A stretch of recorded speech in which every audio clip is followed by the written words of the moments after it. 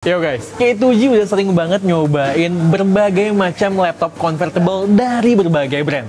Tapi gue berani bilang bahwa Microsoft Surface Laptop Studio ini adalah salah satu yang terbaik. Dengan mekanik melipat yang berbeda, di masing-masing posisi laptop ini menimbulkan fungsi yang tepat guna juga. Enaknya kita quick review aja gimana hasil penggunaan gue dan Al selama kurang lebih sebulan ini. Tapi seperti biasa, sebelum mulai jangan lupa kalian subscribe dan juga nyalain icon bell-nya kalau belum. Terus klik like dan dislike di akhir video untuk membantu channel kami bersaing di tengah algoritma YouTube yang makin kemari makin bikin kepala pusing.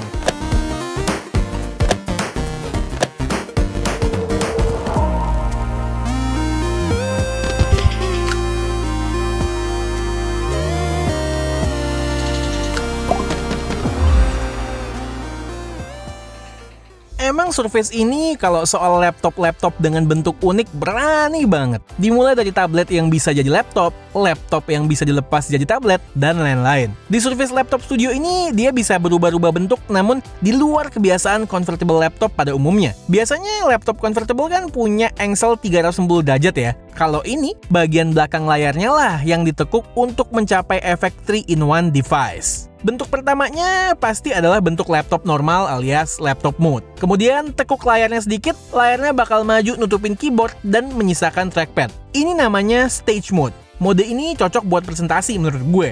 Ditekuk lebih jauh lagi, layarnya bakalan rata sama body dan masuk ke mode tablet alias studio mode. Sketching di mode ini top banget, kayak tablet experience-nya. Berbeda dengan laptop convertible lainnya yang butuh usaha lebih untuk gonta-ganti posisi, di sini bisa dilakukan dengan sedikit tekanan jari pada titik tertentu. Dalam keadaan tertutup, orang nggak bakal bisa notice device-nya bisa begitu. Pendekatan desain minimalis profesional dari Microsoft ini seolah menyembunyikan kapabilitas yang terdapat pada laptop ini.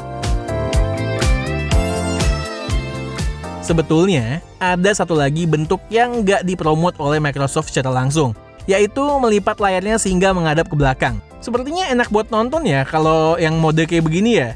Cuma masalahnya, speakernya benar-benar berada di belakang, jadi experience nontonnya kurang maksimal aja. Keunikan desain dan mekanisme melipat dari Surface Laptop Studio ini bukannya tanpa celah. Ketebalannya meningkat drastis, sekitar 18 mm. Beratnya juga lumayan nih, sedikit di bawah 1,8 kilo. Kalau dibandingkan dengan HP Spectre X360 gue, jauh banget. Kalau dilihat dari samping, terlihat seperti ada satu laptop yang ditumpuk dengan tablet. Walaupun begitu, memang jadinya bagian base ini berasa lebih solid nopang layarnya yang berakrobat di atas. Feel solid dan premium ini juga jelas didukung oleh material aluminium alloy yang berasa premium banget. Base-nya nggak tebel sia-sia juga sih. Di kiri kanannya ada grill speaker yang gede-gede dipadukan dengan dua lagi speaker under keyboard yang bisa menghasilkan suara yang kenceng dan full. Nih, dengerin.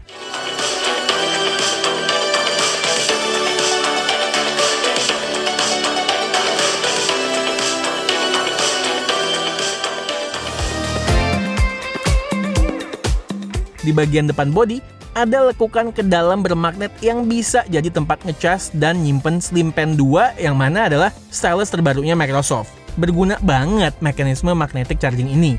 By the way, yang kami punya ini Surface Pen doang ya, bukan yang Slim. Satu yang disayangkan banget, dengan base setebal ini, Microsoft nggak bisa menyertakan port yang lebih banyak.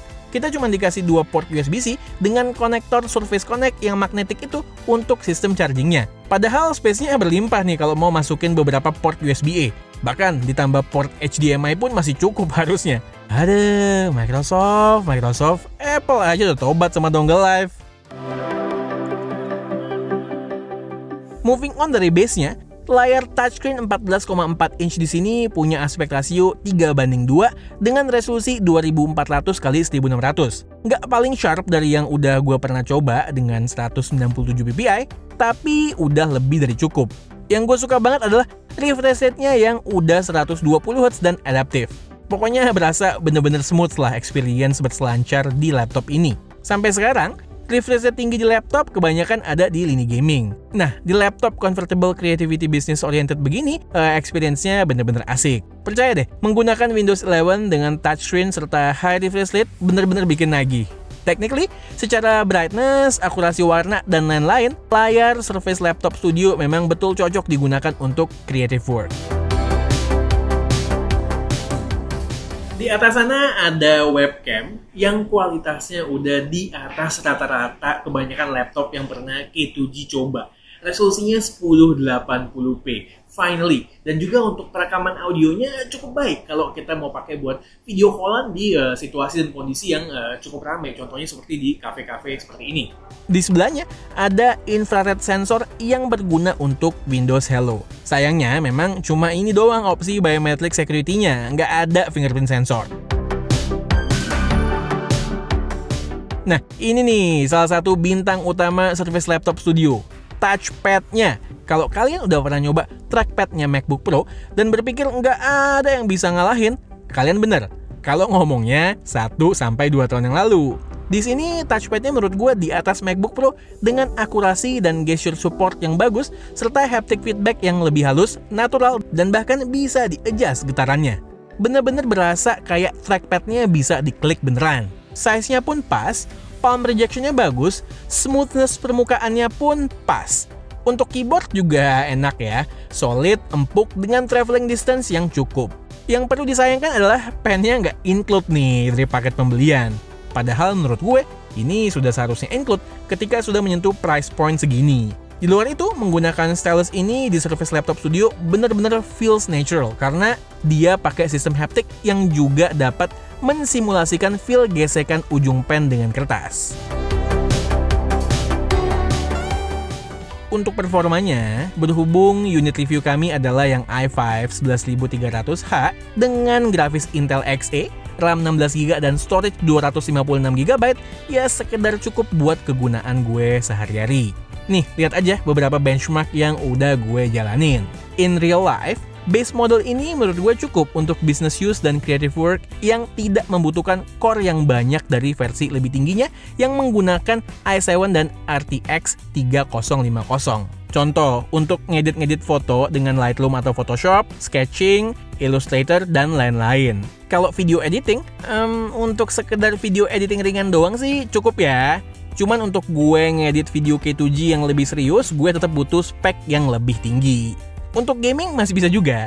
Palingnya gue main Valorant aja di sini sama Football Manager. Full rata kanan di Valorant bisa dapat 60-90 FPS. Ya ini mah sesuai ekspektasi lah ya dari kombinasi i5 Tiger Lake dan juga Intel Xe. Terakhir, untuk ketahanan baterai, dari penggunaan gue kira-kira bisa tahan sekitar 9-12 jam, tergantung penggunaan.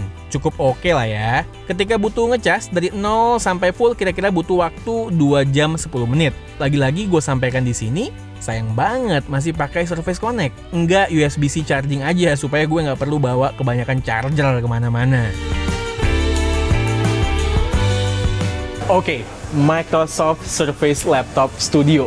Satu lagi lini laptop unik dari Microsoft.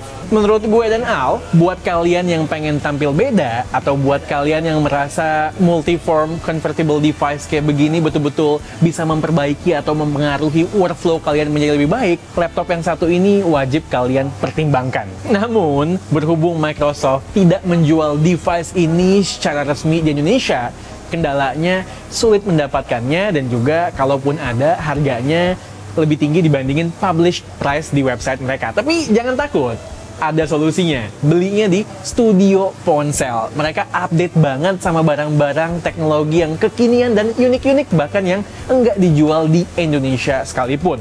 Garansinya pun bakalan dibantu mereka klaim ke sana selama setahun penuh kalau misalnya ada apa-apa. Linknya udah gue taruh di deskripsi. Sekian aja video dari gue kali ini. Gue Satish and this is K2G. Tunggu racun-racun kami yang berikutnya. Bye guys!